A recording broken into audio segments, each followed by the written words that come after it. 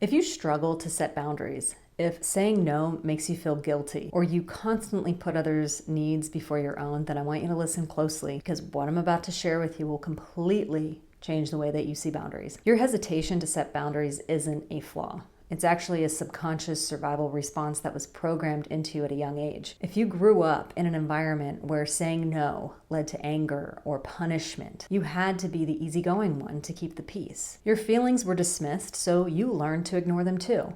Then your subconscious mind learned, if I set boundaries, I'll upset people.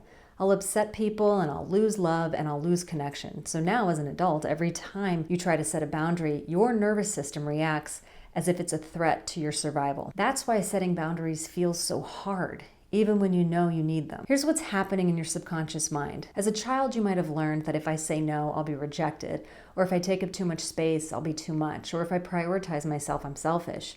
So these beliefs get stored into the subconscious as truths, and every time you set a boundary, your subconscious mind is triggered with guilt and anxiety and fear because it's trying to protect you from losing connection. But boundaries aren't about pushing people away. They're about protecting your energy, your peace, and your self-respect. Boundaries allow you the time and the space to honor yourself and regain your energy so that you are a pleasure to be with. Imagine your energy like a phone battery. If you say yes to everything and never recharge, your battery drains to 0%, and suddenly you have nothing left to give, not to yourself, not to anyone else. Setting boundaries is like plugging yourself back in. It's not selfish, it's actually necessary, because when your battery is full, you can actually give from a place of abundance, not exhaustion. You can reprogram your subconscious mind to stop seeing boundaries as a risk and start seeing them as a form of self-respect, because real connection doesn't come from overgiving. It comes from being your authentic self without fear. If you're ready to rewire your subconscious mind